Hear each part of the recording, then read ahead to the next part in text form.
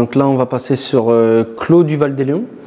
Alors, Clos du Val-des-Lions, ça fait vraiment partie de l'histoire au fur et à mesure du domaine. Clos du Val-des-Lions, c'est une parcelle que mon père a plantée en 87. C'est une parcelle qui a été défrichée entièrement, donc c'est des bouts qui ont été rachetés au fur et à mesure. En 1 ou 2 ans, mon père a racheté c'est plein de petites parcelles sur un coteau d'Anglo. Donc c'est un coteau qui est sur des schistes de Villers, donc des schistes bleus et gris. Hein. C'est cette veine qu'on retrouve après sur Albé, Reichfeld, voilà, et Bernard-Villet. C'est des endroits qui n'étaient plus du tout plantés sur Andlo, que mon père a redécouvert entre guillemets, en même temps avec André Durman, qui a aussi commencé à racheter tout ça, et ils sont, on va dire, un peu partagé l'organisation de ce coteau à cette époque-là. Donc en 87, mon père a replanté ce coteau. C'est un coteau bien pentu, qui est la limite du tracteur, où il a planté une partie en Pinot Gris, une partie en Riesling, et du départ pour produire qu'un seul vin. Voilà.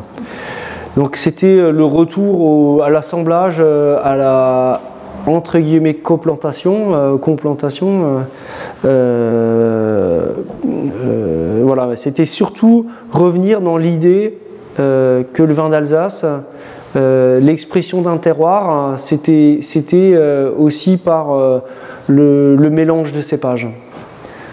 Et donc ça a été planté en 87. Ça aussi, mon père, il avait été un peu à une période où c'était plus du tout actuel de faire ce type de vin. C'était un retour à ce qui se faisait. Et le nom Clos du Val-des-Lions vient en fait du nom d'Andlo, de la vallée d'Andlo. Donc avant de s'appeler Val d'Andlo, le nom de la vallée c'était le Val des Lions. Voilà. Donc il a utilisé ce nom pour ce vin et cet endroit. Et voilà, Clos parce que c'est entièrement fermé. Voilà, c'est en lisière de forêt, c'est l'endroit le plus froid d'Andlo. C'est une petite vallée qui rentre et qui est complètement fermée. Donc c'est un endroit qui est toujours beaucoup plus froid, beaucoup plus tardif. Voilà. C'est un très bel endroit, mais qui est assez...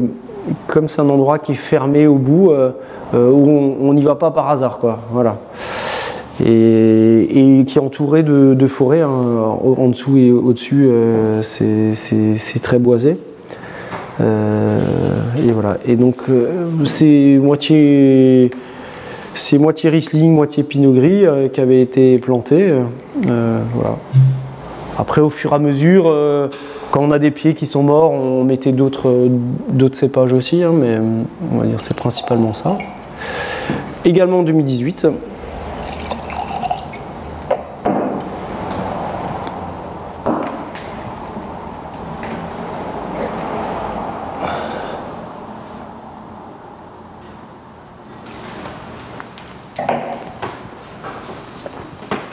Alors l'encépagement, hein, le type de sol, ces schistes-là, c'était vraiment un renouveau sur le domaine.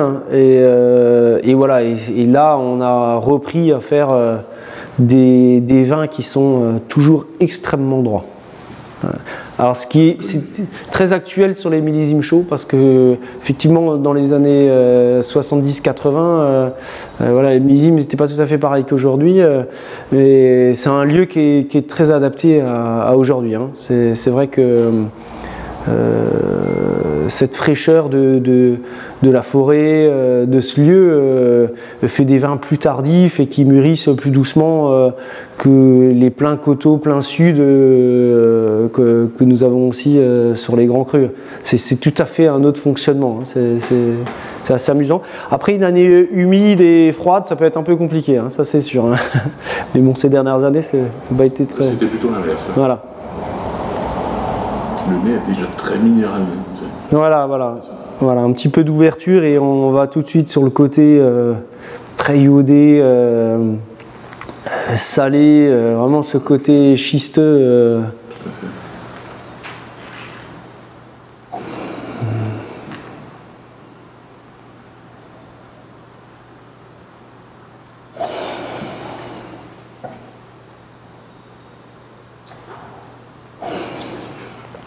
Voilà.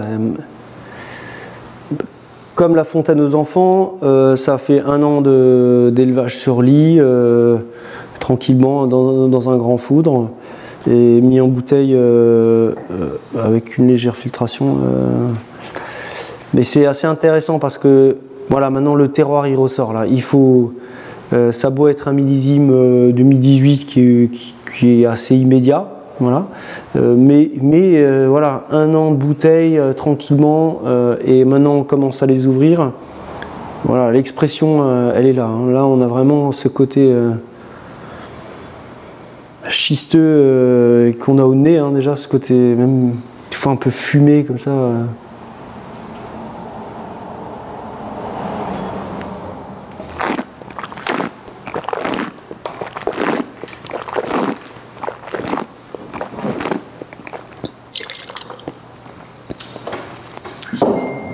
C'est racé, c'est puissant. Ouais. Le déclic aussi d'arrêter de marquer les cépages, elle est venu de différentes dégustations que j'ai fait en peut-être 2007 ou 2008, je ne sais plus exactement. Et c'était avec le millésime 2008, donc ça devait être un peu après.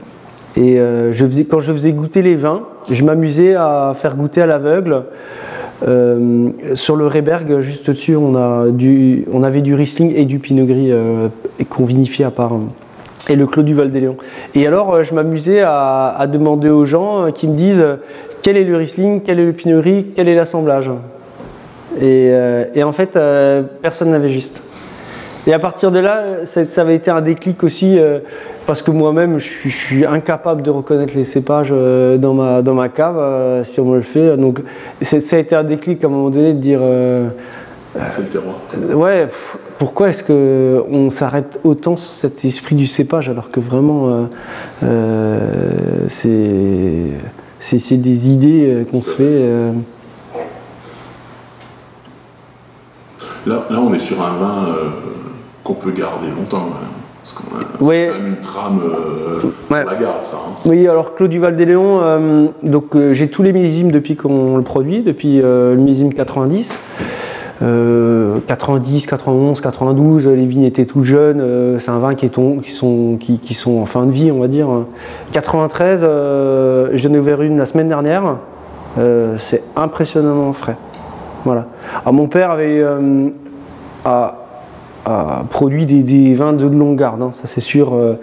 Avec mon père, on ne fait pas trop d'erreurs quand on ouvre des bouteilles, quoi. C'est assez intéressant.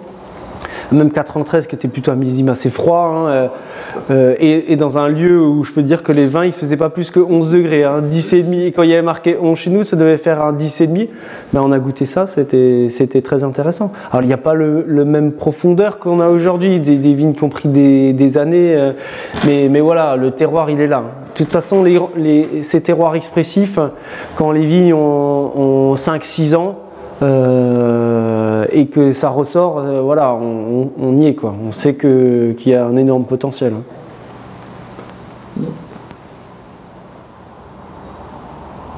Bon là on est... Alors, certes un vin de gastronomie, on peut manger, mais c'est presque un vin de plaisir, tout court.